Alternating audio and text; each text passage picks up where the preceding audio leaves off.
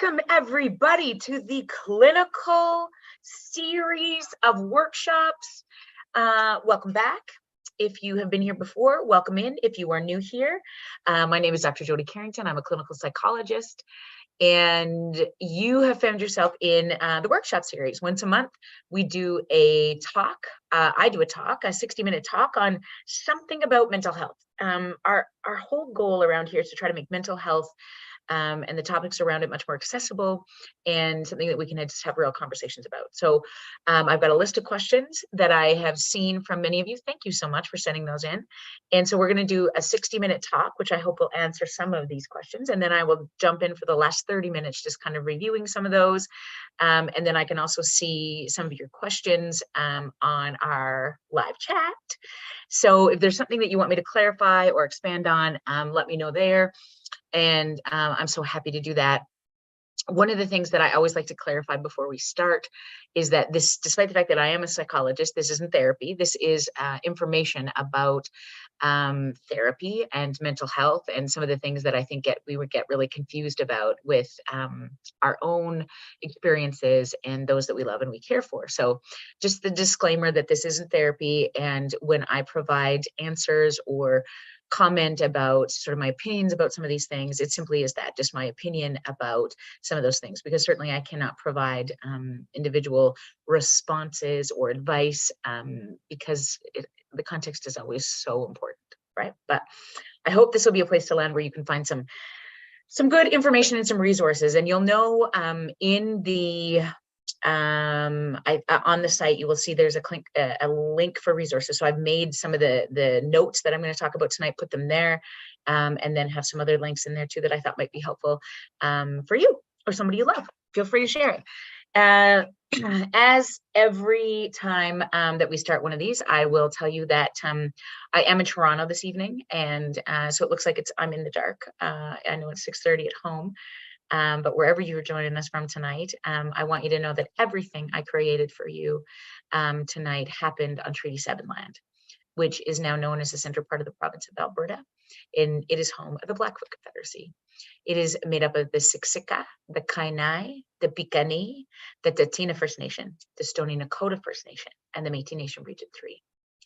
Acknowledging the land on which we were allowed to, maybe we are raising our babies, creating work, playing, living, loving, doing all those things with such freedom is something that I like to talk a lot about around here.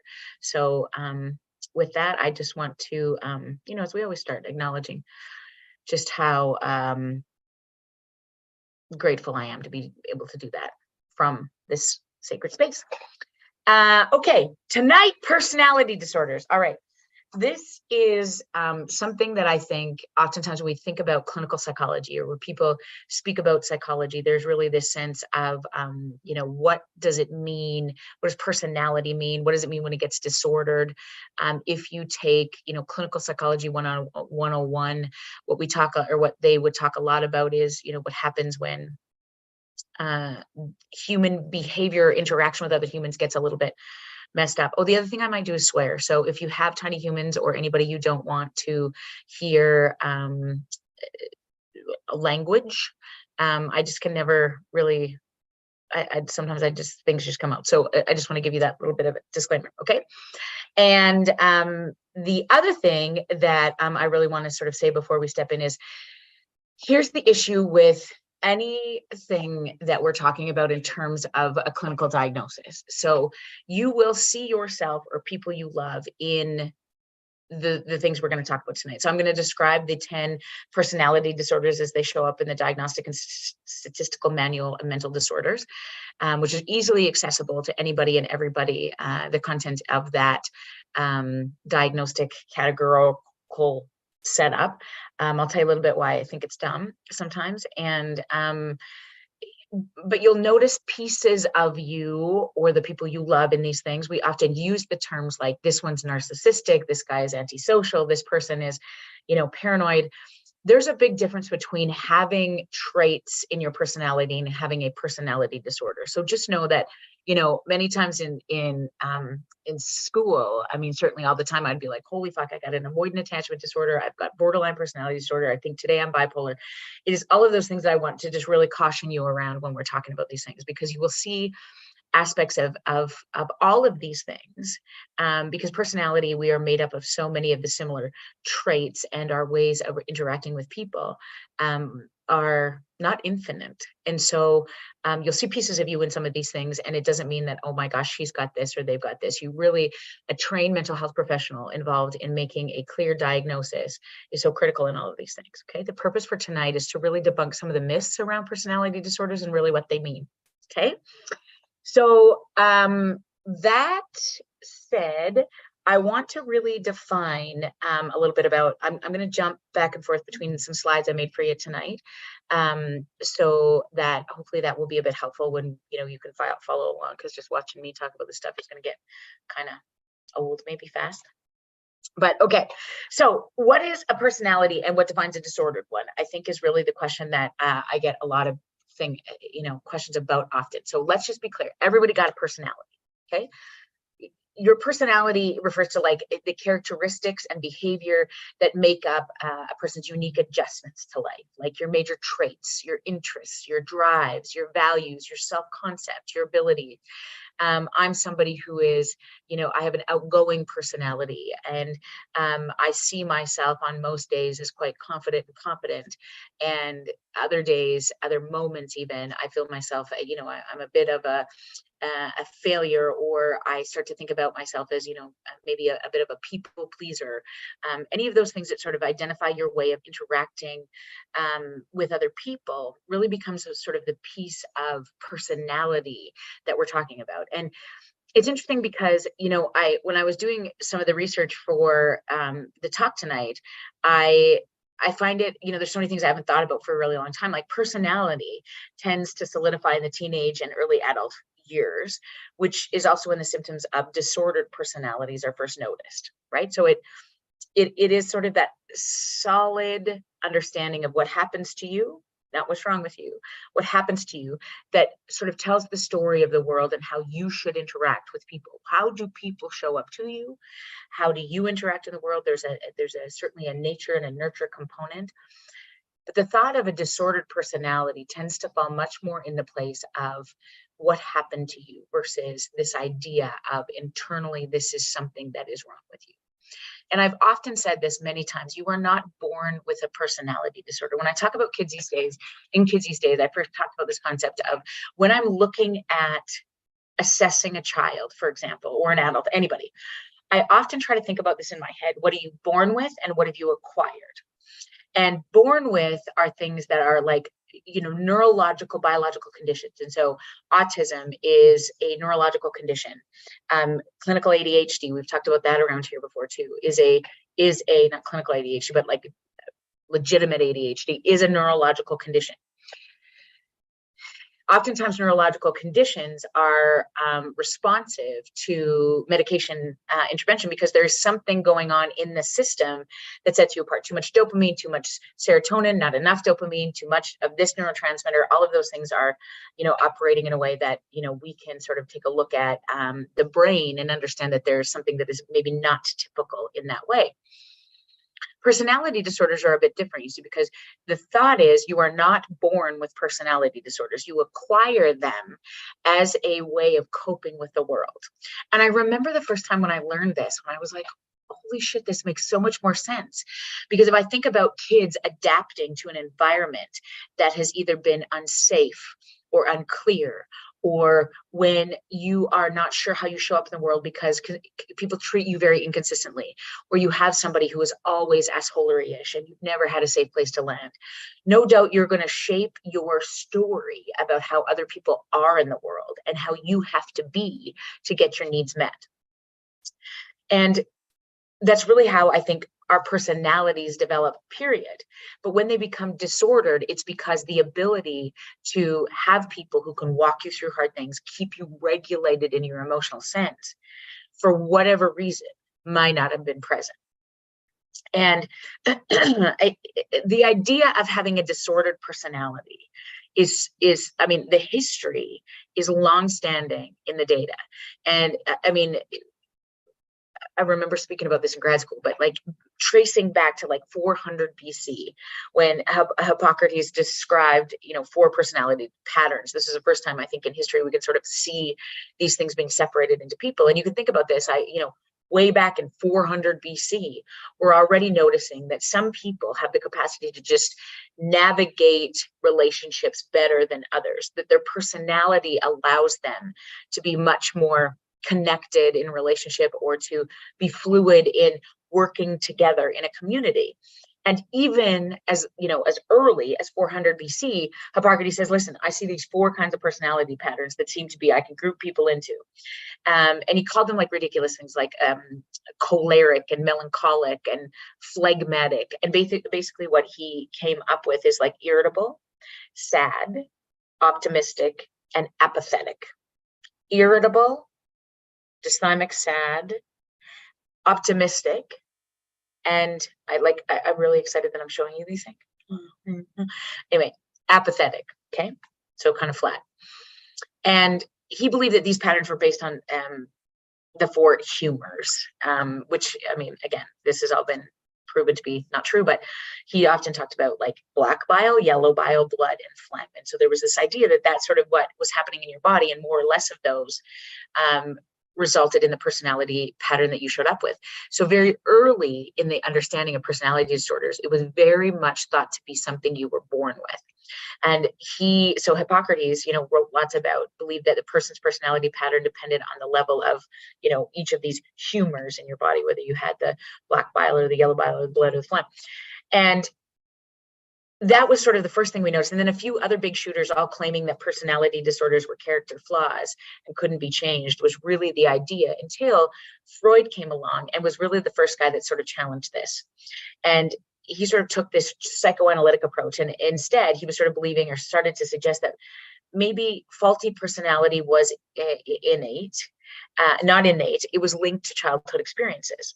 So this was the first time, and he talked about it, as you may or may not know, but in a real fucked up way. Like this, this was the Oedipal complex, that like whatever. And so like he was onto something. So much of Freud's contribution to our understanding of psychology is just fascinating to me. And he was correct in so many ways. The way in which he talked about it, certainly from the perspective that he sort of broke it down with is really interesting. But I think that he was the first guy that sort of said, just a second, there might be something that shapes our personality based on our childhood experiences. And then we sort of regressed in that place, because in the 1950s, those with, sort of what we know as personality disorders now were again not viewed as being mentally ill, but rather it was a view that like there was a character flaw and a purposeful irrational behavior was happening. So you can see then the stigma that still comes around people who are personality disordered when we say things like, she's got the borderline, or this person is, narcissistic personality disorder. It's very hard to treat. All of those things, it's so ingrained that you can't shift it. That certainly comes from our understanding at one point that the thought was you can't. The first DSM, so Diagnostic and Statistical Manual of Mental Disorders, was published in 1952. And for psychologists and psychiatrists, this is the manual of all of the mental disorders. And there's so much conversation about how fucked up that is, because you just put people in categories, many of which we never fit. Specifically, it's been revised many times because, as you know, as opposed to a medical condition or a physical condition, even though those are quite there's wide spectrums as well, but it's very difficult for many mental or emotional conditions to be able to sort of identify specifically this is what it is. The DSM, conversely, is very helpful in being able to sort of identify what a group of symptoms tend to look like in a person, and then you can study and figure out how best to treat, support, understand, predict behavior, understand where it came from, which always then informs us in terms of the world of treatment. So many of us, me included, have a love-hate relationship with the DSM, and I struggle so much, particularly in the world of personality disorders, because there's been an attempt to sort of shove them into 3 different clusters to help us make sense of, how this happens to people. Because when you have experienced a personality disorder, I'll tell you what, the biggest issue is life is fucking difficult. because there is a disordered way, or there is a way of operating in the world that makes it very difficult sometimes to show up in relationship. So in the first DSM, it was first published in 1952. It was the first time we've ever seen the DSM. It officially recognized the category of personality disorders, defined them as this: patterns of behavior resistant to change, but not connected to a lot of anxiety or personal distress on the part of the patient. So of course, a bit different than what we see it today. But I love this initial diagnosis, or this initial description in some ways, because here's the difference between a mood disorder and a personality disorder. And these terms really make a lot of sense to me. Ego syntonic and ego dystonic. If I'm trying to make a diagnosis between, is this something that you feel is a part of you? It's ego syntonic. And it's inside of you. You feel like it's a part of you, and it doesn't really bother you. It's just who you are. Personality disorders tend to be ego syntonic. Ego dystonic means it's outside of me. I don't want the anxiety, the depression, all of those kind of things. It feels yucky. It is an experience that I know is not what I want or who I am. Okay.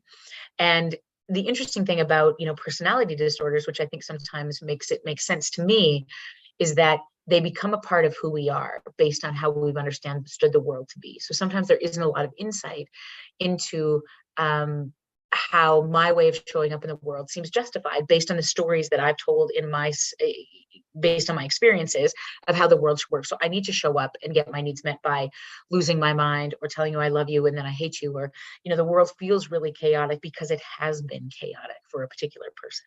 Okay. Now, I think, there's also been a lot of conversation around the cause of personality disorders. And again, I think that's the question, right? Are you born with them? I would argue completely you're not. It's believed that they may be triggered by genetic and environmental influences, but most prominently your experience in childhood and the trauma that may or may not have existed in that way. And what I think is, particularly with some of them, so we're going to talk about specifically, some, what these disorders look like. But some important considerations is that these experiences should cause significant distress and impairment in at least two of the following areas. Okay. We can all have quirky personalities. We can all, want to be organized people, or controlling people, or have things in order, or be really laid back and, not give a shit about other people. Some people are extroverts. Some people are introverted in their way of operating. All of those things are categories and, of things that we can sort of experience. But when it becomes in this state of disorder, okay, which is, relatively speaking, a small subset of the population.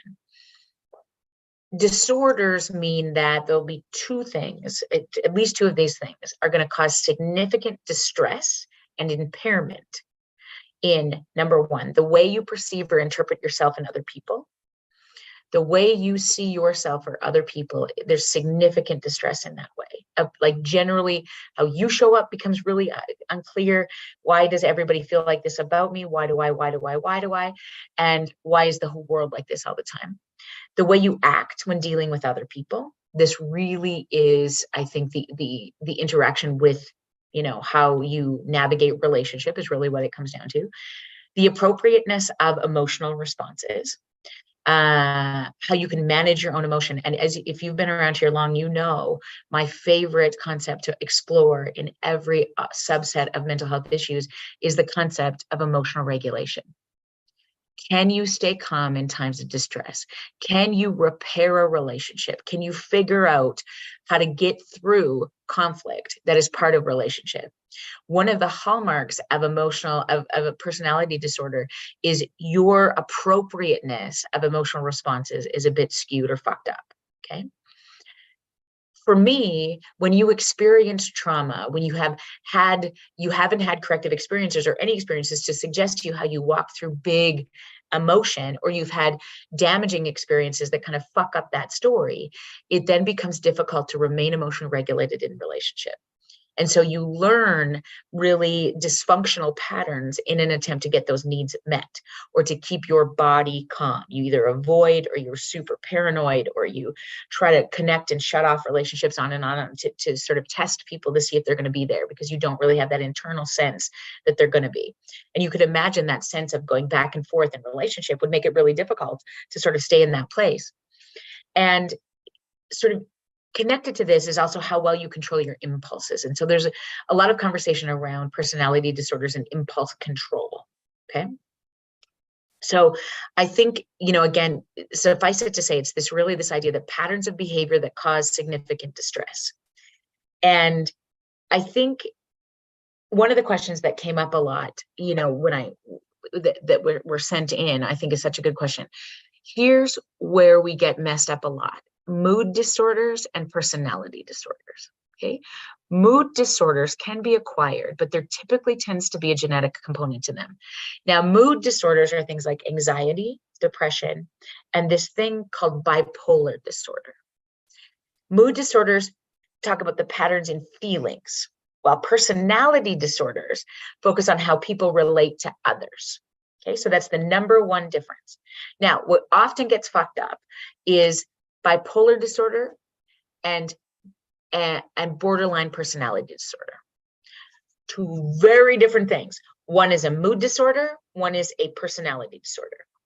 And a bipolar disorder is a undulation of moods that tend to go high and low. There's all kinds of conversations about that. Bipolar is more often than not will have a genetic component to it. There is a mood issue that is often related to neurotransmitters, versus a borderline personality disorder. They have the same BPD, which messes people up all the time. Borderline is also an undulating sense of emotion, but it's also it's much more about how people relate to others. Okay, so the difference again between a mood disorder and a personality disorder: mood disorder is about the pattern of feelings, what's happening with the emotional responses to things, and personality disorder is often about how people relate to others. Okay, that's the way you show up in the world in relationship to others. Okay, it still can fuck you up, and you could still, can you have a mood disorder and a personality disorder? Yes, you can, but you can imagine that if the way I show up in the world is disordered, if the way I show up in the world, I don't trust people, I have a pattern of thinking that is maladaptive, along with that will come anxiety, depression. I may not, I don't understand why people keep treating me like this. I feel so sad that people don't understand me. I feel so anxious to be out with other people because I don't fucking get how people work. Or more importantly, they don't get how I work. So it's often a chicken and egg question, but in my most clear moments, a personality disorder is the way of understanding how people in the world operate with each other, which then can understandably induce mood-related disorders sometimes. There may also be genetic components of that, but let's just go with this for now. And mood disorders are much more about what's happening in the emotions and the feelings that are in one's body. Okay. And of course, that affects the way you interact with people, but the origin is very different. Okay. How are we doing, Marty? Is there any questions coming up? Yeah, this is one of emotional regulation as adults. So emotional. So when you are emotionally dysregulated, can you learn at one point, if you've had really shitty trauma experiences or you're disordered as a personality, your emotional dysregulation happens because of the way that you were treated in childhood, can you figure that out? Can you adapt to that and navigate that in an adulthood? Yes! That's why I do what I do every single day. If it was predetermined in childhood that if you had a shitty experience, you're fucked forever, what's the point? Now, here's the issue. We tend to get into patterns with people who have disordered ways of thinking or operating in the world. And in order to break that pattern, we often sometimes need a corrective experience or somebody who understands why they show up, how they need to get the story in their head about getting their needs met often takes a shift in that approach. Okay.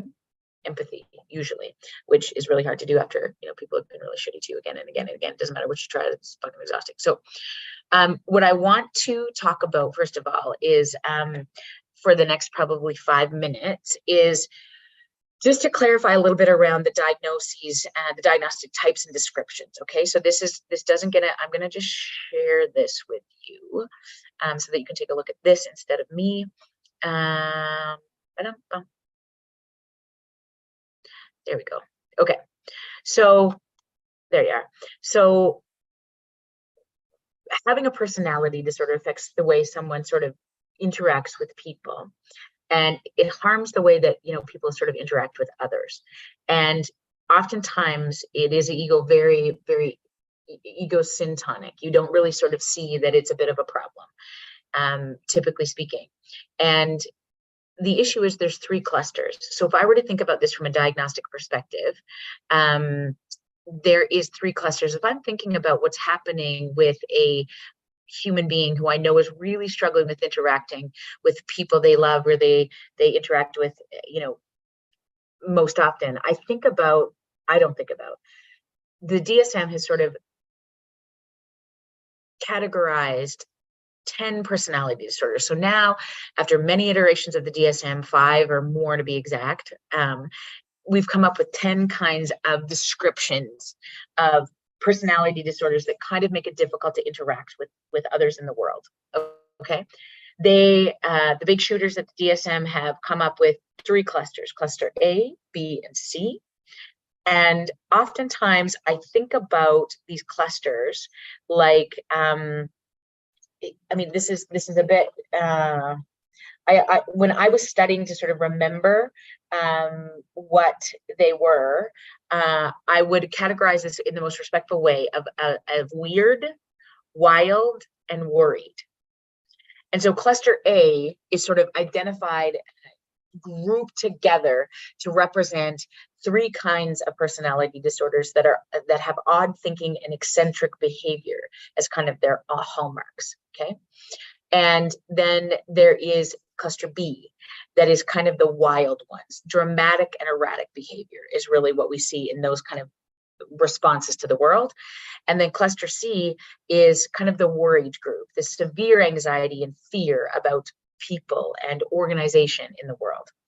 And I think that, what I find really interesting when we start to talk about, some of these experiences is really like, what is happening when we think about, each of them. So you'll see, let's go over this real quick. So cluster A, sorry, I went down to, so I want you just to see this.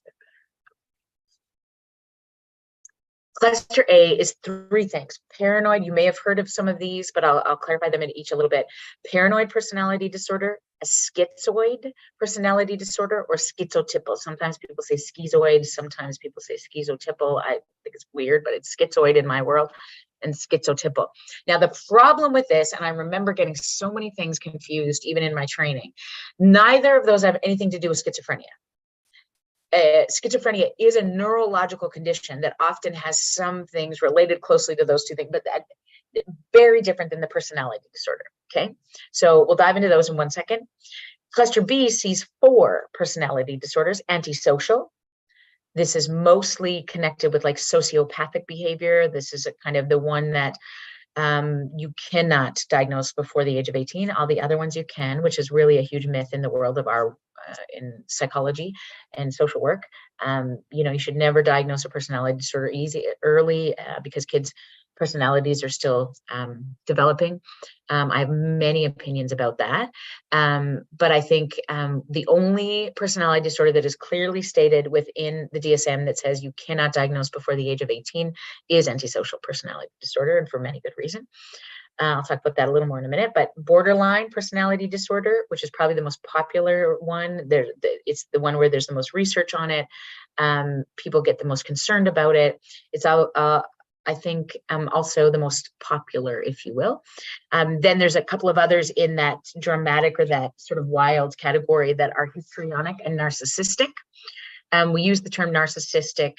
This is this kid is so narcissistic, or this person is a lot. But I want to really clarify, what a narcissistic personality disorder is and why it develops. And then cluster C is the severe anxiety or the worried group. So there's 3 that fall into this cluster: avoidant, dependent, and obsessive compulsive personality disorder. Okay. Even on this slide, I forgot the word personality. Obsessive compulsive disorder is very different than obsessive compulsive personality disorder. Okay. So I've just sort of broken it down a little bit further here, to be able to, I don't know, unpack it a little bit. You will see that I had an extra space that I called sample headline in the bottom of the 2, cluster A and cluster C. I just didn't have enough room, and I didn't edit any text there. So just ignore those 2 bottom little things. So let's just dive in a little bit to cluster A. So paranoid, schizoid, and schizotypal personality disorders are really that kind of weird kind of group. Paranoid, as you can understand, is distrusting, suspicious. You are always, this kind of person has really developed the way of operating in the world that you can't trust anybody. And it's sort of to the point sometimes where it gets so invasive that you just don't trust anybody. In fact, you're very suspicious, always thinking somebody is cheating, having an affair, getting after you. You can't trust the world. You very much inherently have this sense that you can't trust the world and somebody is going to do you wrong. You can imagine how that can be really dysfunctional in relationship. If this is, when somebody's regulated and they feel okay and you develop a relationship, and they tend to then, when they get dysregulated, sometimes this becomes the narrative that is really true. Watch yourself. You cannot trust anybody. Individuals with this personality disorder clinically tend to be very private. They hold grudges. It's very difficult to treat paranoid personality disorders in a group. Oftentimes, for example, when you get over cluster B, one of the best interventions is group therapy.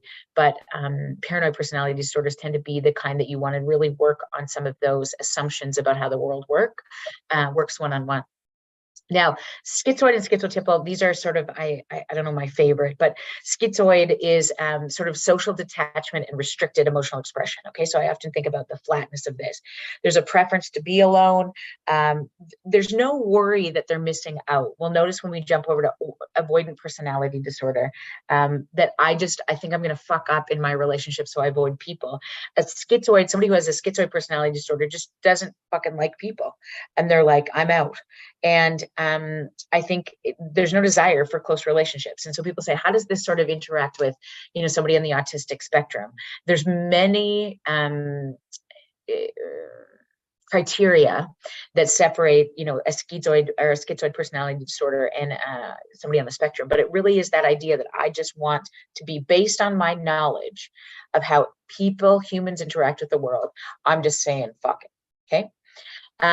Schizotypal, on the other hand, is more of the odd one. There's some strangeness to this, the way that this person shows up in relationships, thoughts, behaviors, superstitions. There's oftentimes some magical thinking, really bordering on this idea of psychosis, the delusional thinking. It's tricky to sort of separate the two from schizophrenia, but when you see somebody who experiences a full-blown experience with schizophrenia, it's remarkably different. So then, of course, those 3 things you can imagine get us into places that, because of the world, how the world has interacted with you, you develop these patterns of responding to the people around you. Okay, so that's really the odder eccentric one. If I think about cluster B, then this is the one where people talk a lot about. So let's spend a little bit more time here. This is the, again, the dramatic, the wild personality disorders, 4 of them here. And antisocial is the disregard for and violation of the rights of others. I could give a fuck. Now, lots of conversations about this, and I've had multiple debates over whether people are born this way. And to the core of me, I cannot believe that is true. There is not a human being with an antisocial personality disorder, somebody who we would describe as sociopathic, somebody who early in childhood, got a diagnosis of conduct disorder. That is often what you see in kids before we move into an antisocial personality disorder, that have not had a massive history of trauma. That there is just an internal understanding of the world, that it is not safe, it cannot be trusted, people will fuck you up, they have blown apart your understanding of safety in relationship. It does not condone, support, make sense of their behavior, but it it really makes sense to me about why. So there's sort of, we see a lack of uh, empathy, compassion, very deceitful, breaks rules and laws, could give a shit, but also charming on the surface, right? Because in order to get those needs met, I understand how to be manipulative, if you will, really connection seeking with no expectation that you're going to follow through anyway. Okay, so it doesn't matter. So I become very antisocial in that way.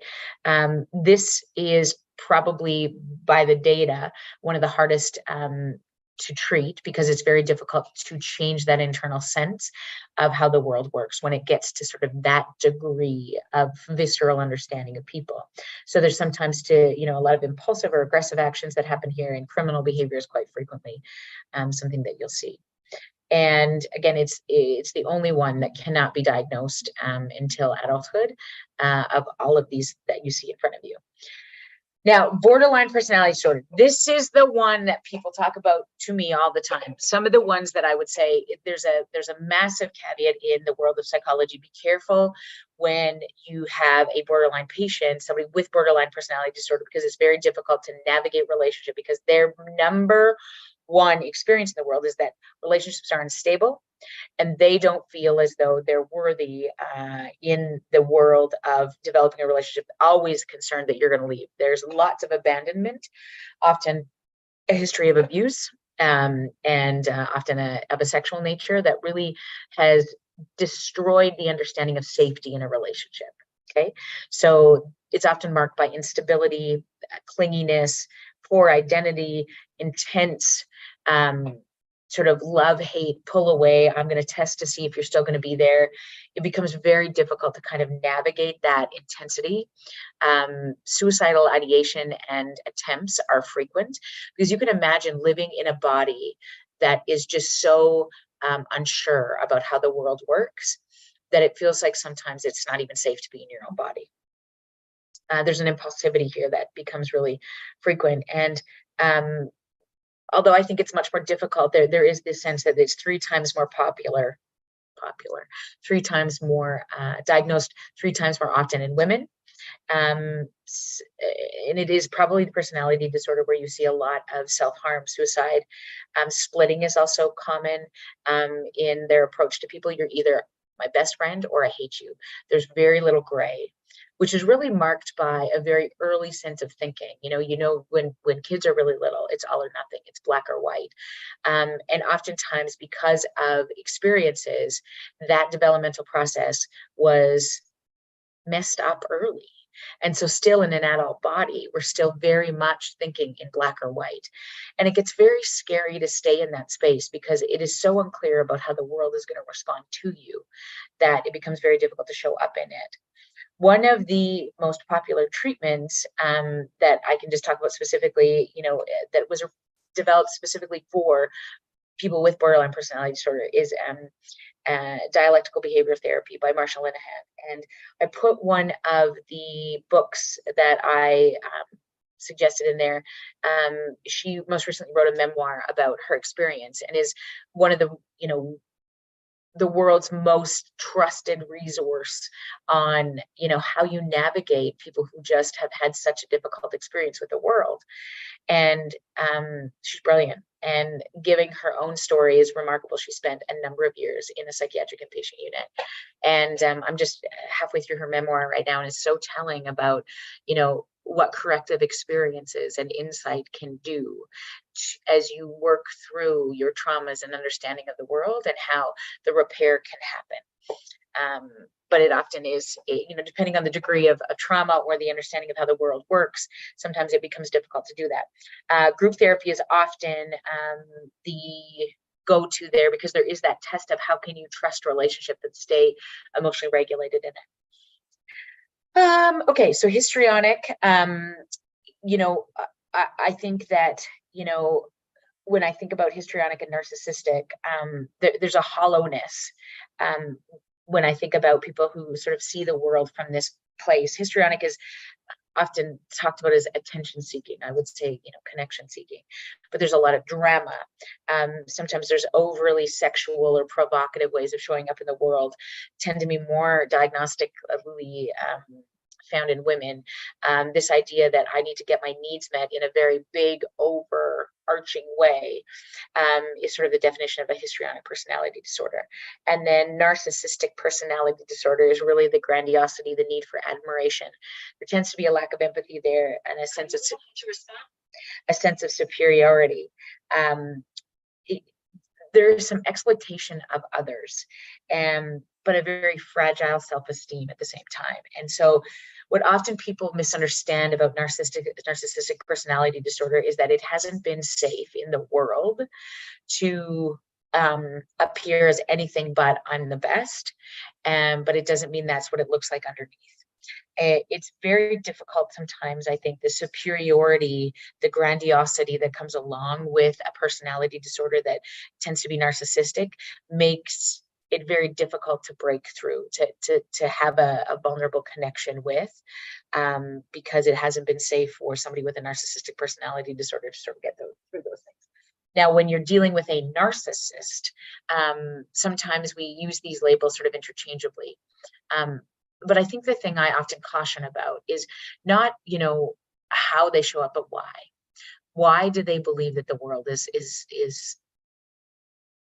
that way? Why, what is the story behind those things, which really then is often indicative of where treatment or where the patterns need to sort of be rewritten a little bit. And cluster C is, of course, the worried type of ones. And this is, you've got avoidant, dependent, obsessive compulsive personality disorder. So those three are in there. So let's talk about this real quick, because I think avoidant is like intense fear of rejection. So there's often partner conflict. There's often threats of suicide. There is just such an intense fear of rejection. So they avoid. They want to be in relationship, but they're so scared of it. So they tend to avoid. They're worried about how they're going to show up. So they socially inhibit feelings of inadequacy, hypersensitivity to negative evaluation. So it's just easier if you pull away, as opposed to a schizoid personality disorder, which is really like, I don't even give a fuck. I don't want to be around people because I don't get them. These ones really want these ones. People who have experienced this way of operating really want to be there, but just feel like they can't. As opposed to then dependent personality disorder, which is really this idea that it's very for self-confidence and you need someone else. You're not lazy in that I need everybody else to do this for me. I just can't navigate in this world without you. Without somebody, needs to be taken care of. We often see this, in a very, I'm going to save your, sort of keep you healthy and safe kind of thing. But then you sort of just feel helpless in this relationship and you cling to one person. There's a lot of regression that sometimes happens. So regressive behavior, I just don't know what to do. Can you just save me? Changes in voice and an ability to just sort of give it back, because the world, you sort of learned in the world that you can't be competent to do that yourself. And then when you get into a dynamic with somebody who just says, yes, I'll do it, it can also become then very exhausting when at one point, you're like, come on, you can do this. And they're like, no, I can't. So you can see how it ramps it up. OCPD is, so you think about obsessive compulsive disorder, it is the ability, is the inability, right? It is a destructive pattern of having the world exactly in an order that you have to do certain things to alleviate the anxiety or the distress that you feel in your body to be able to navigate the world. OCPD is much more about perfectionism, being orderly, preoccupied with detail, so much to the point that you get stuck. Stiff, formal. It's very egocentric. So they like it. Whereas somebody with OCD, as a clinical disorder, you are born with components of OCD. You don't want to be this way. You can see how dysfunctional it is. You know that coming back and checking 67 times is fucking dumb and it's wrecking everything, but you just can't operate without it. OCPD is very clear that when it's a personality disorder, it's syntonic. You understand? It needs to be this way because this is how the fucking world works. And there's no understanding about why it doesn't be that way. Okay. Lists, very moral and ethical, hoarding behavior, rigid, stubborn, all of those things sort of tend to be in that place of like, my understanding of the world is that it works this way. So this is how I have to show up in it. okay, versus a need to alleviate anxiety, which is what we see more in the OCD realm, okay? So what I think is true is that, let me just pop out of this for a little bit. What I think is true about this experience is, when we sort of get back to the understanding of, personality disorders and sort of how they show up in the world, there's a number of them. And my point here is that one of the things that I think, people struggle with a lot is, why do people develop personality disorders? And it simply comes back to this thing for me, not this thing, this understanding for me, that if the world doesn't feel like a safe place, for whatever reason, the story in your head is that it isn't, it becomes very difficult to navigate. And those 10 styles tend to be the ones that end up making relationships tricky and interacting with the world tricky. And they became so tricky that we put them in a big diagnostic manual that would say, when you get to this stage of trickiness, it's going to really affect the way that you show up in the world. Okay. Now, if I were to think about treatment considerations, as I put in your notes, I didn't go into a big conversation around treatment, but there is a lot of research around this that, we certainly can find, but primarily, as I said to you, dialectical behavior therapy, and the data around EMDR, eye movement desensitization therapy, has proven extremely effective to take a look at the feelings and the responses in the body to what that feels like in the world and how we show up in it. Okay. I think that's, those are the two. The other thing, medications are often considered to treat secondary or additional symptoms like mood disorders or psychoses, but few, if any, medications work specifically for personality disorders as a condition, primarily because these disorders are acquired and not 100% neurological, right?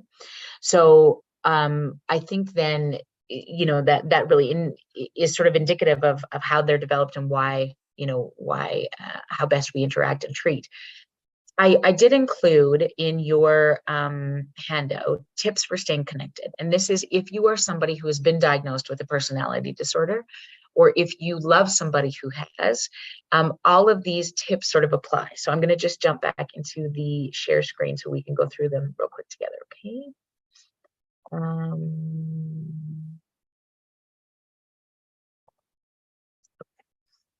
So what you'll see is when we talk about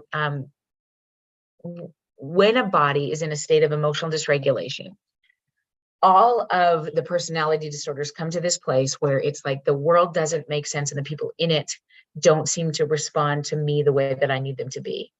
And one of the things I talk about so much in this world of, coming up with strategies or treatment suggestions is we often forget to understand in an emotionally dysregulated body, you are going to struggle with how the world works, period, whether you have a personality disorder or not. And it's so funny because, not so funny, but I think one of the issues that we overlook all the time is just the basics, right? And I mean, I talk about this all the time when people are really struggling. One of my number one questions to anybody when I do a mental health assessment is, how was your sleep? And, I mean, I was talking about this today when I spoke to teachers here in Ontario today, and I was saying, tell me, what does it look like when a toddler misses a nap? Right? They're assholery-ish, right?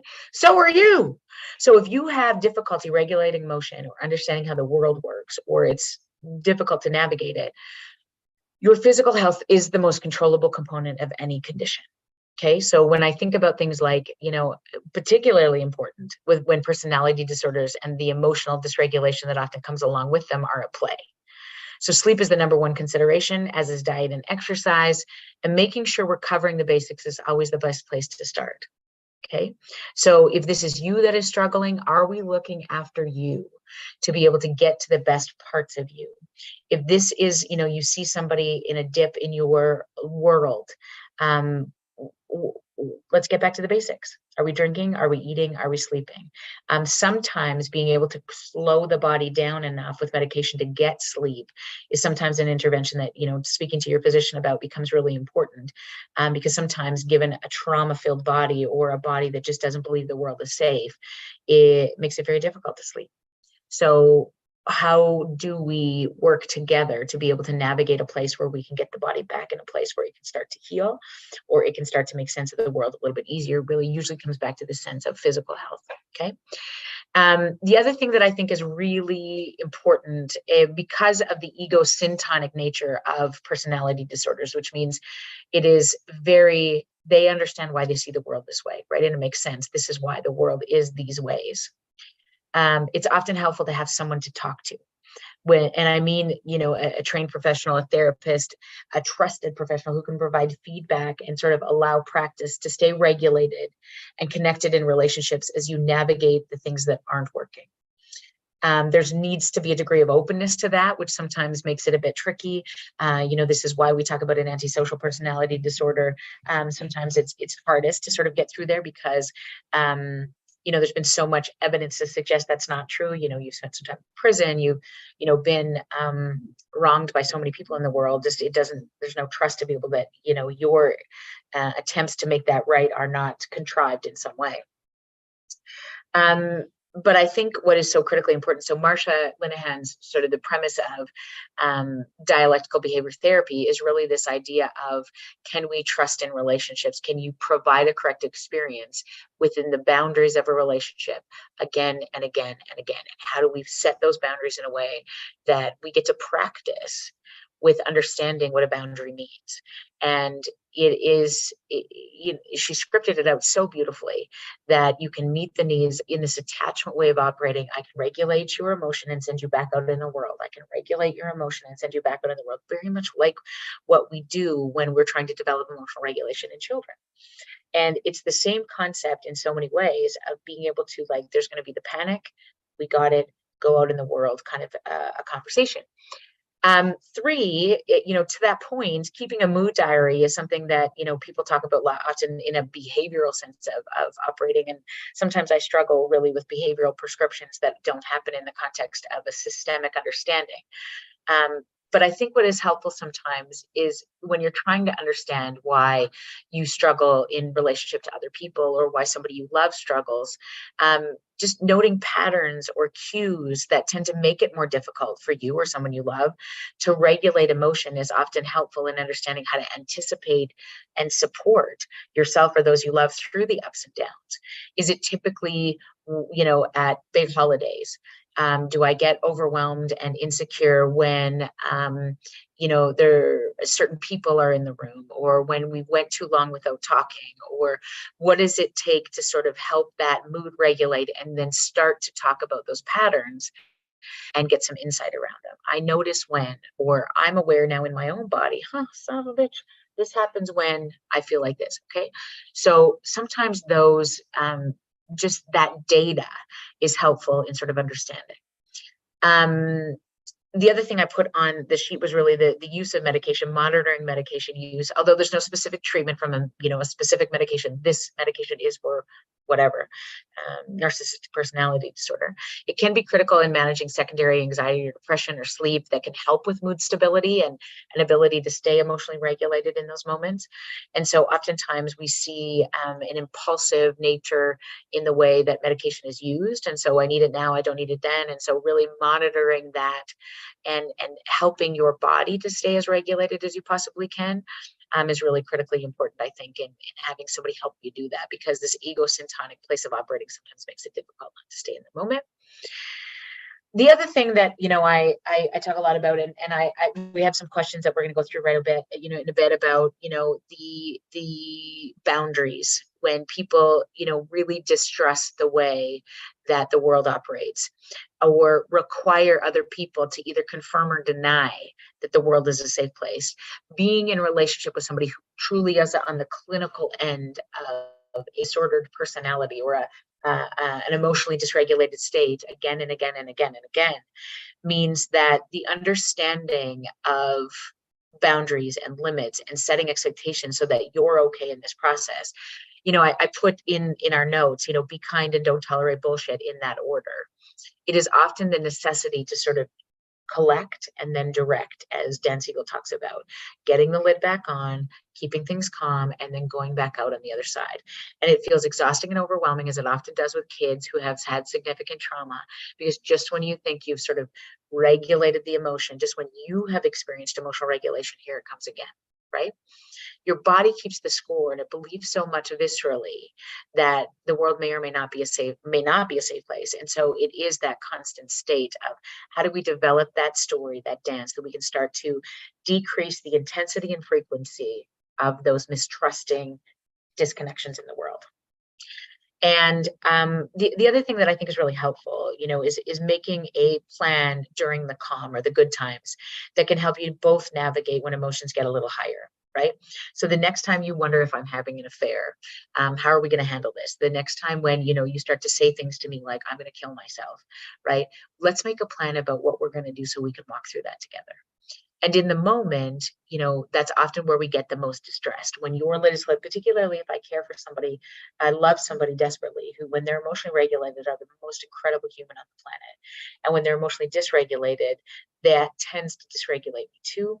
We both lose access to the best parts of ourselves. So is there a time, often over a cup of tea or coffee or whatever, that we can sort of have a conversation and make a plan about what I need and what you might need in those moments? It doesn't mean I'm not going to come back to you. It doesn't mean all of these things. We have to figure this out, because I want access to the best parts of you and you want access to the best parts of you. So sometimes that helps. You have to revisit that often, but it is that sense of like, okay, how do we rewrite this dance given who you are and who we are?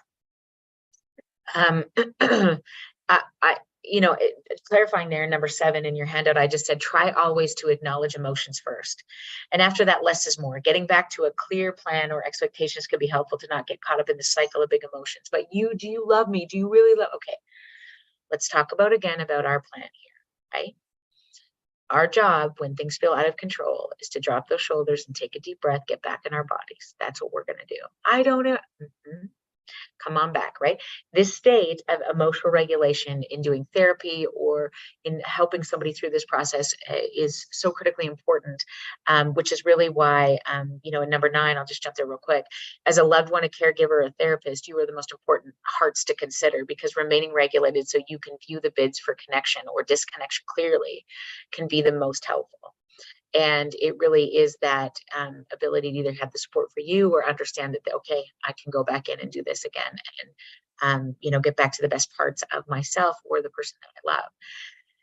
The last thing I'll talk about is not ignoring threats of suicide or self-harm. And so sometimes I often hear people say they're manipulative or attention seeking, and they're just threatening to kill themselves because they always do this and they always want to get my attention in this way. Oh my goodness. I understand to the core of me how difficult this can be, and how you just there's often rhetoric that says just ignore it, right? I will tell you from the bottom of my soul, all behavior has meaning. And when we resort to, and many people have conversations about this because it tends to garner connection.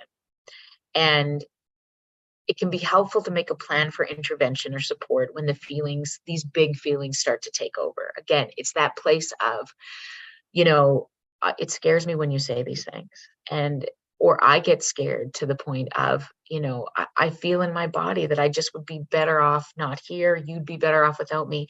Being able to have those conversations, that when your brain feels like that's your only option, here's what we're going to do. Okay. So oftentimes we tend to want to have these conversations in the moment, which I understand because they're so disconcerting, and they're like, what the fuck do you mean you're going to, oh my, okay. So if this is a repeated pattern, it's something that then, okay, what is our plan when, and how can we stick to it to the best of our abilities? Okay. So I hope some of these things are helpful. I appreciate all the time that in these 1-hour workshops, it feels like there's a million things we didn't get to. The only purpose for me today was really to identify the fact that oftentimes people who experience disordered personalities tend to be in a place where the world just didn't make sense to them or for them, that their body is made up in a way, or their experiences more so has been putting them into this place where people can't be trusted. And so then they've responded in the world in a very specific way that we then tend to categorize in 10 of these ways, identified in 3 clusters. And, the specific treatment considerations are all, oriented towards relationship, regulating emotion, getting back in the sense of, working how you figure out how you trust in the world. And I think there's a couple of things that I've read that I think might be helpful. Building a Life Worth Living is Marsha Linehan's book that just came out in 2021, a really great read about her personal struggle. And then I oftentimes feel like the insight around what happens when people have to split or like split relationships. There's a book that, I've read or recommended a number of times to people navigating. It's by Eddie and Kruger, and it's called Splitting, Protecting Yourself when you're divorcing or separating with somebody who is really struggling with a personality disorder. How do you stay regulated in this process? So I've just put the link in there. And then one of the most common ones, I think it's on its third edition now, is called I Hate You, Don't Leave Me. And it's understanding borderline personality disorder. And they've done Kreishman and Strauss have done such a beautiful job of depicting just how much of a struggle it is to try to figure out the world when it's been so unclear to you. So I love those three things. I hope they might be helpful places for you to land. And I think, now what I would love to talk about, I think this is the end of our presentation, as it were. And I'm going to just to jump into some of those questions. I hope some of those things are helpful. Take a look at that resource sheet and, certainly pass it on to anybody who you think might help to use it. Okay, so if you can refresh your page, the resources will now come up. Apparently they didn't load properly, and so now they're up and they're there. So if you just refresh your page, they will be there, and they will also be available if you're watching this after in your on this platform. Yeah. Okay, Marty, anything come up in the question stuff there? Do you want to give me a few?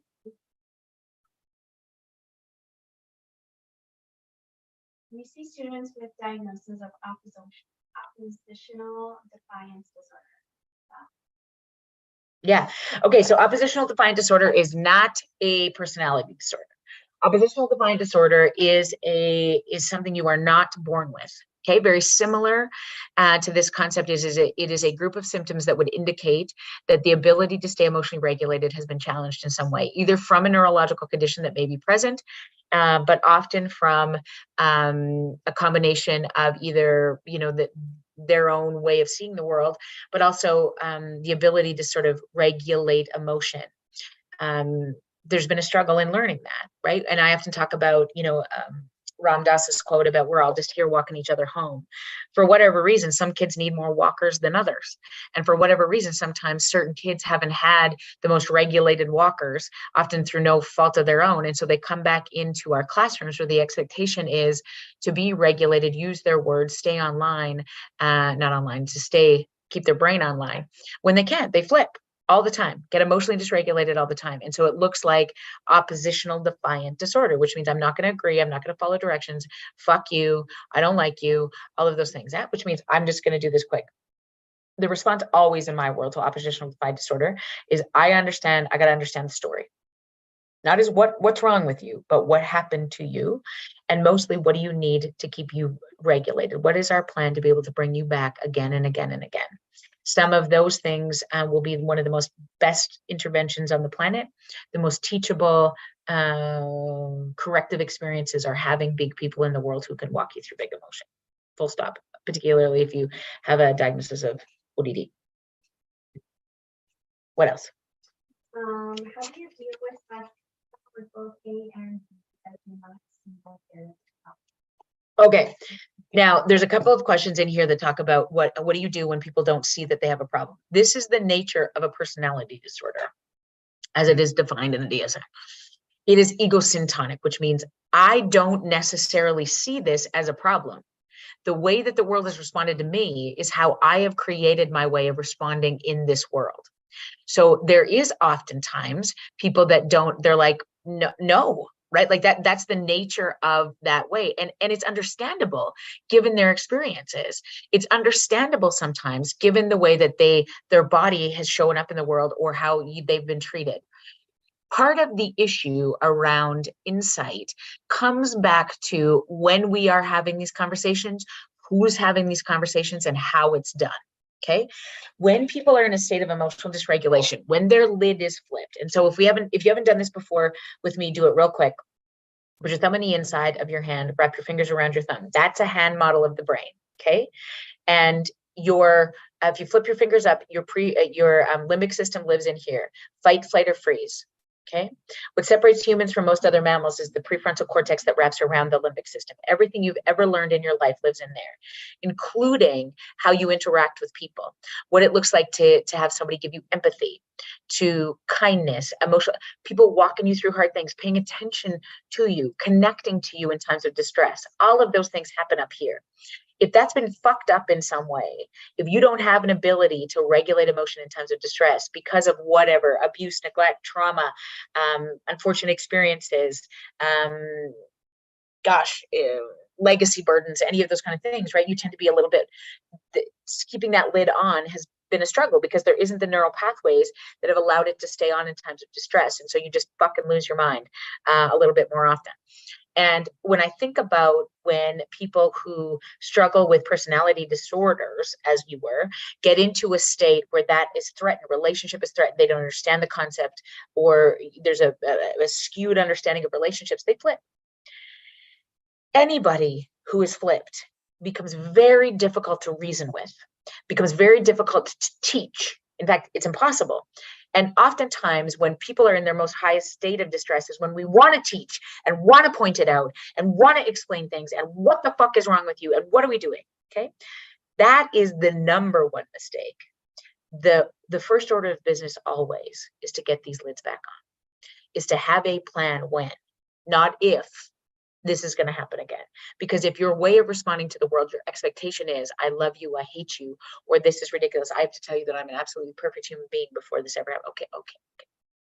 Come on back. Does that make sense? Does that make sense? What Marty's saying yes, which she basically has no other choice to say anything about right now. But it is this idea that when you're emotionally dysregulated, bringing it back down is the thing. Okay. I'm going to just jump to a question here. That I had. So my 42-year-old daughter is a narcissistic nightmare to be around. Okay. So I'm going to guess that this means, very self-focused. My family, even her sister, refused to have much to do with her as she has used and abused all of us. My question is how to best help her two sons deal with this. She's a single mom and I have helped her raise them. They are 19 and 20 and the 19-year-old has struggles and there's a dependence from the child. Her eldest son has become unmotivated. So it becomes really difficult when we think about, of course, knowing the context of this specific case, when we get into intergenerational work around navigating relationships. It's so interesting when I think about the jump between grandparent to grandchild. And oftentimes what becomes so difficult is the relationship between the primary caregiver and the child, not just the grandchild, but the child. Oftentimes I would say the work, which becomes really difficult, happens mostly between the big people, not the little people. And it becomes so hard because the big people start to observe the ability of grandparents to then be kind and be connected. We are very different typically with our grandkids than we are with our own children. And so that dynamic tends to be able to set up for a lot of hurt and disconnect because it is sort of like the concept is really like my children matter more to me than I do to you. And how do we navigate those things? So I know the question is really about how do we help the children? How you help the children to the best of your capacity is to do whatever you can to repair, to understand, to rebuild relationship with your child. And then to be able to assist in the process. Now, if that's not possible, I understand that the safety of the grandchildren matter much more.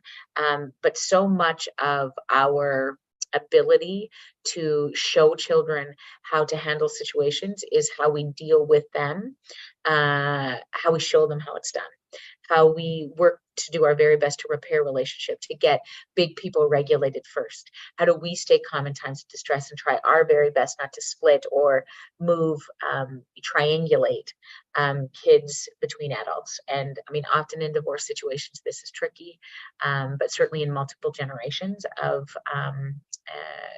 grandparents to parents to grandbabies, can become really hard. And there's certainly not enough time to address that dynamic. There's lots of great resources out there around that, but I would say a family systems approach to understanding this is always the best. And in the meantime, being the oldest adult in that state, in that experience, means looking after you becomes the most important thing on the planet. Because if you are okay, if you are regulated, if you are aware of the ways and the patterns that dysregulate you, it'll be so much easier to stay regulated and walk through the big emotions. Okay. Another great question: are those with borderline personality disorder aware of the emotional roller coaster they put people through? It's such a hard question to answer because in the very nature of it being egosyntonic, often it isn't, because they're very focused on getting their own needs met, because the world feels like such an unsafe and scary place that I'm doing my very best to stay in relationship with another person, and I can't see the forest for the trees. So no is I think the simple answer. I'm interested to know what personality disorders can manifest in adulthood.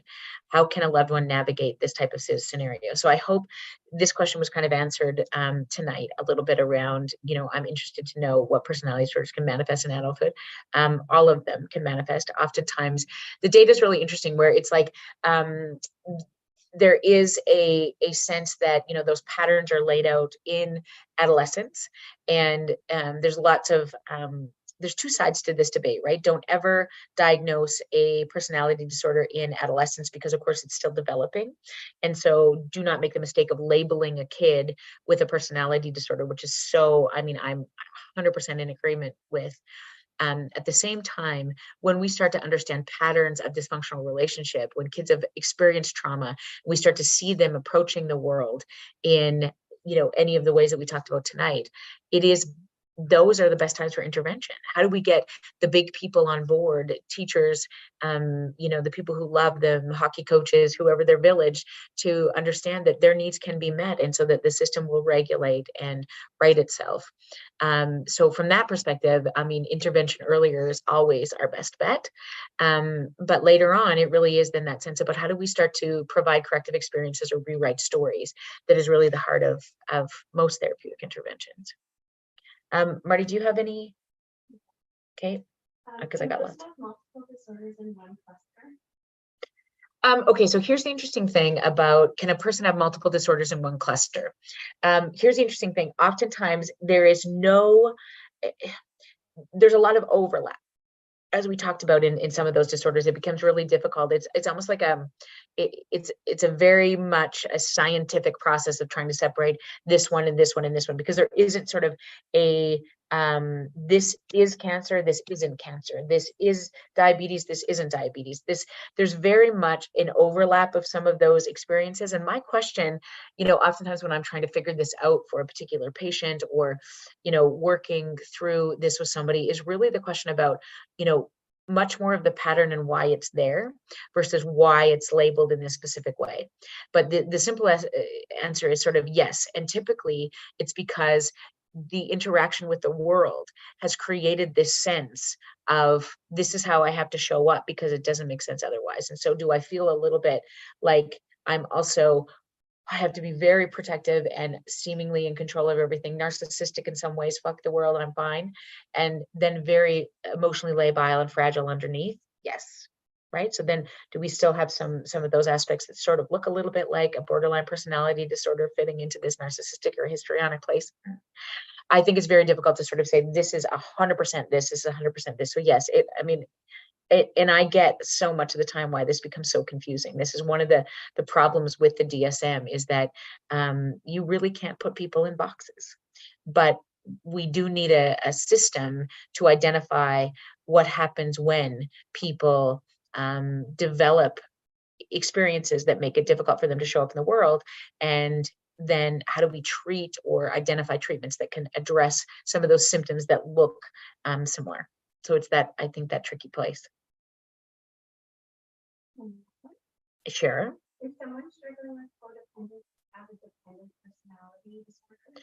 No. So does someone who struggle with codependency have a dependent personality disorder? No, not necessarily. And again, I'm just talking in general terms here.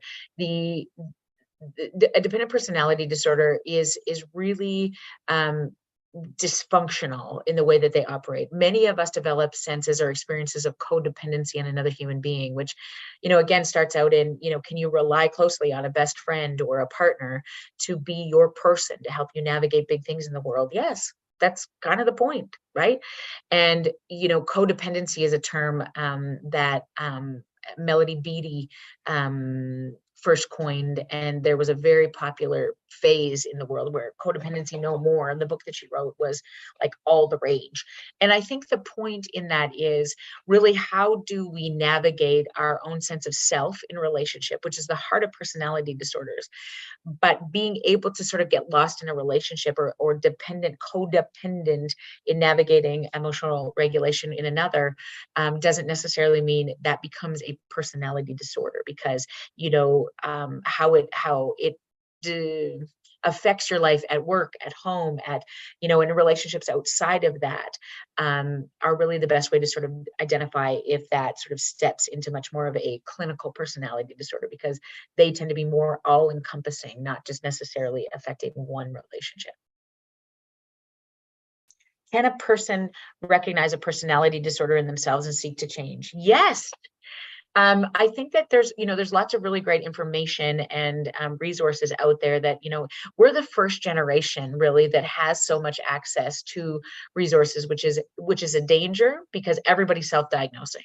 Everybody is like, holy fuck, I got this, I got that, or my mother has this, or this is my ex has this. There's so much danger in that, right? Because we all adapt to the world based on how we show up in our patterns of relationship. And I think when we get to the extreme state of a personality disorder, oftentimes having insight into how we interact with the world is helpful, period. Because so many of us need a regulating other, to sort of reflect and talk about our experiences, to put them somewhere, even if it's a journal, to make sense of, that makes sense to me about how I did this, so that the pieces that got sort of split apart or disconnected in some ways then kind of fit back together again. And we sometimes do that with growth or new experiences, or we get out of stressful situations. And so I think, your ability to sort of reflect on how you show up in the world is a really healthy thing to do. And how you can seek change is, I hope that all of us are in that place. I mean, I think about this all the time. How am I reflecting on my behavior? How, am I journaling? What am I doing when I sort of reflect on how I handled myself in that particular situation? And why do I get so triggered when Aaron is so condescending to me? Right? What the fuck is that about? And so really reflecting on these things sometimes is why, the work that people talk about often, she's done her work, he's done his work, they've done their work, is never really done, because we get through different stages and phases in our life. Our work as a college student is looking different than our work as a mom or a wife or a partner, or somebody who wants to is questioning sexuality or their gender identity. Like, all of those things, really, what is it about the world and our interaction? And this is what I love about psychology, right? Is that it is this understanding of, we are a dynamic, complex organism that does not exist in isolation. And how we interact with people and how we trust those interactions really are the heart of everything we do and talk about. And it can feel exhausting and overwhelming. And it does for me quite often, but it is often fascinating to me. And the bottom line always for me is about this state of emotional regulation. What are you doing in this body to get back to the best parts of yourself? And what are those resources that we can put in place, or we can direct you to, or talk about, so that you can maintain that sense of emotional regulation, that sense of the best access to the best parts of yourself? We'll all flip our lids. We all lose our fucking minds. I always say this about kids these days. If you watch me with my own personal children on my worst days, you'd never buy the book, right? It's a national bestseller. I've done a that's a great goddamn book about parenting and teaching and what it takes to navigate kids through emotional dysregulation. But when I've lost my friggin' mind, you wouldn't buy it. Because so much about this is when we are regulated, when you are regulated, you are phenomenal because you are at your best. You have access to the best parts of yourself that the world has given you, that the people in it who loved you the most have given you. And most of our job in therapy or in relationship or surrounding ourselves with people who bring out the best or get us back to the best parts of ourselves is really the focus of life for me. Okay.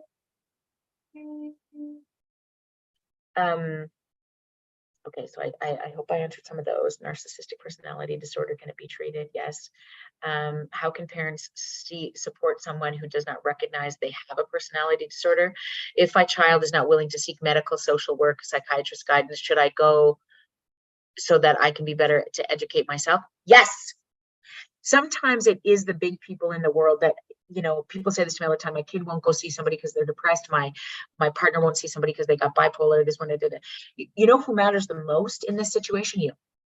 And I say this all the time. I will always take whoever I have at the table, because oftentimes it is the sense of navigating the relationships around each other that really predict how we can set boundaries and assist in creating that emotionally regulated state. The other thing that I think we underestimate a lot when we're trying to get insight, particularly in our children, our adolescents, is how do we navigate relationships that don't necessarily need to be us? Because you know this more than anything. I've never met a bad parent. I've met parents who so desire with the best of their skills to help their children through hard things. And oftentimes we are better with other people's children. This is the truth. But we never want to give up that sense that we failed our children.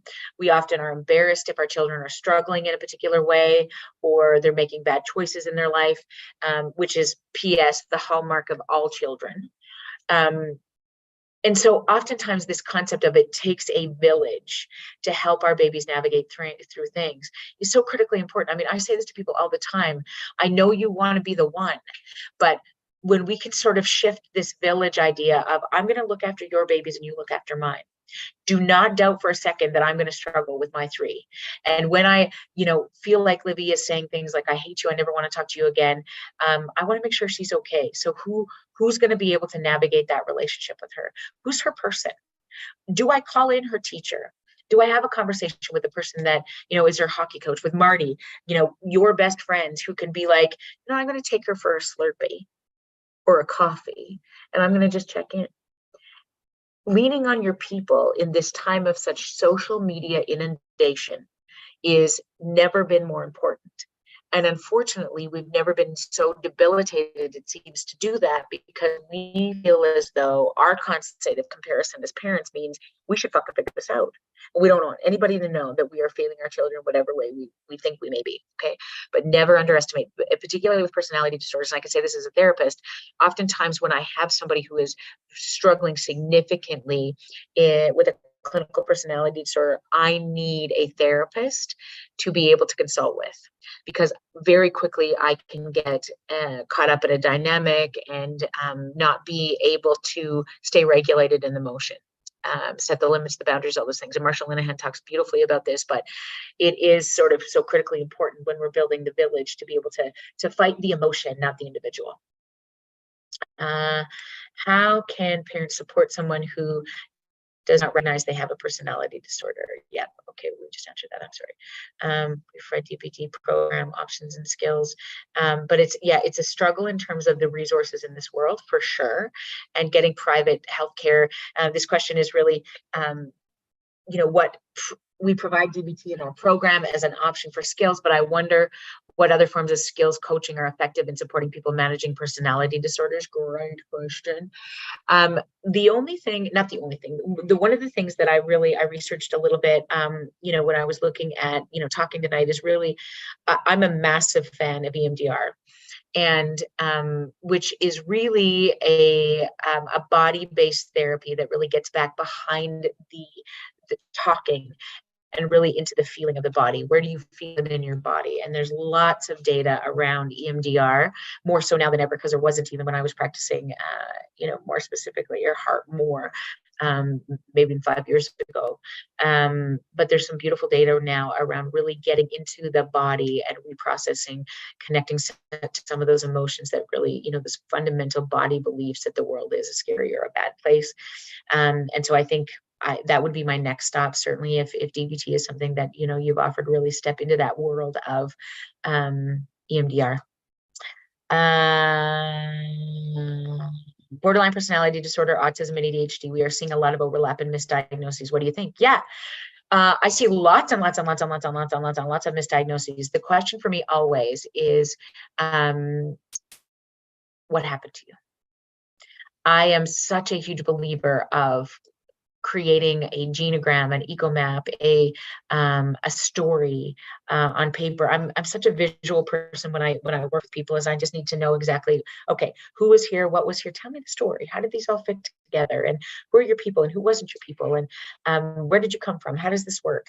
And I think sometimes it is looking at that conceptualization, that piece all together, that gives us such insight into how we then made sense of our world that really matters. And I think I am a much bigger proponent of assessment than I am treatment, because we often treat things based on a set of symptoms that we haven't really identified why they're there. We've just looked at the symptoms. And so I can treat your anxiety or your depression or all those things, but I want to know why, because I can give you all the breathing strategies and the journaling and the fucking yoga shit. But if I don't understand why it's there, it's often a waste of time. Further, if I don't understand the system in which it is happening within, this has probably been some of my biggest mistakes in therapy. In my work, is not including the wider system sooner or at all. And I think oftentimes we can get overwhelmed, particularly with patients with personality disorders, really getting caught into the dynamic instead of addressing, is it possible for us to, bring your partner in to have a one-on-one session with you and your daughter?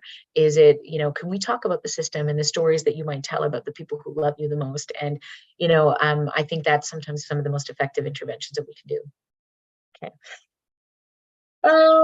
Borderline personality disorder has been cited as the most painful and stigmatizing mental health disorder, especially with women. How do we break down these barriers? How can the ER, inpatient, outpatient do better to break down those barriers? Okay, love this question. This is so true, because oftentimes we talk about people as having the borderline. And I think that mental health is stigmatized as, any mental health disorder is something we talk about all the time, which is really the impetus for a conversation like this. Is nobody who has a personality disorder wanted it, and nobody who struggles with a mental health disorder wanted it. And we talk about this in the world of child psychiatry often. Like, if kids will do better, if they can do better, they would do better.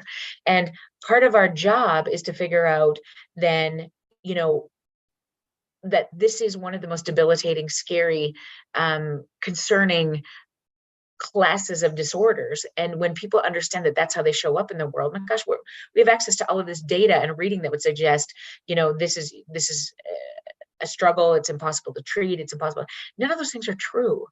And particularly when you think about it as something that has been acquired by the way that you have made sense of the world.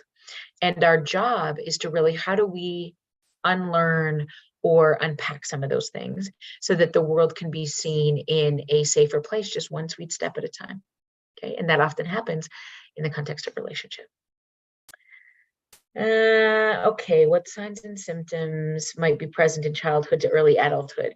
Okay, so great question. There's so many things around, I think, taking a look at what happened to you that can identify, again, really keep in mind, personality disorders are quite rare when we think about the vast nature of the world, but it is certainly understandable that when people struggle with relationships and the stability of relationships in their lives, that then being able to do that successfully into adulthood might be a struggle, is one of the things that I'm often concerned about the most, right? How are we interacting with other people? How do we stay calm in times of distress?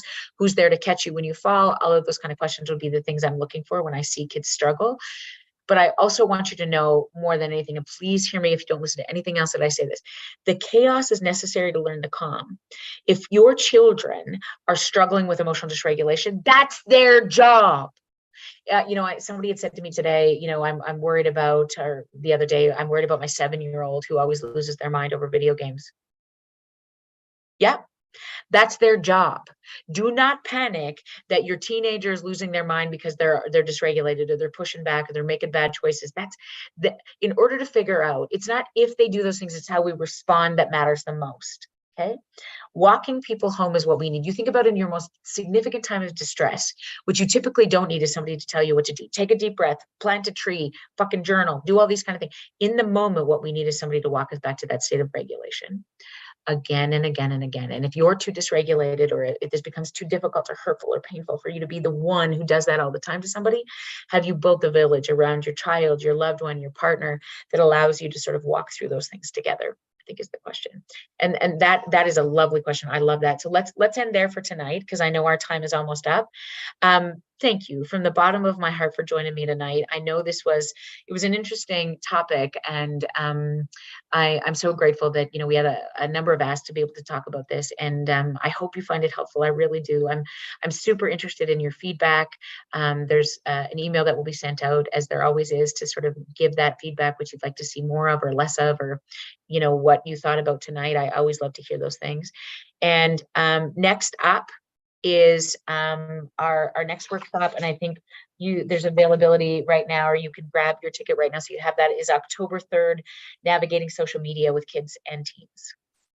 That one I am super jacked about. I'm going to talk about, I'm going to do a deep dive with a very good friend of mine who worked in the child exploitation unit, and really talk a lot about the scary world of access to social media with our adolescents in this time of distress, in this time of such neurodevelopment. What is that doing? How do we protect our kids? What do we do about it? And so I can't wait to dive into that. And so I hope you'll join us, or send this to somebody who you think might need it too, or the link that we'll send out in the next little bit. So thank you.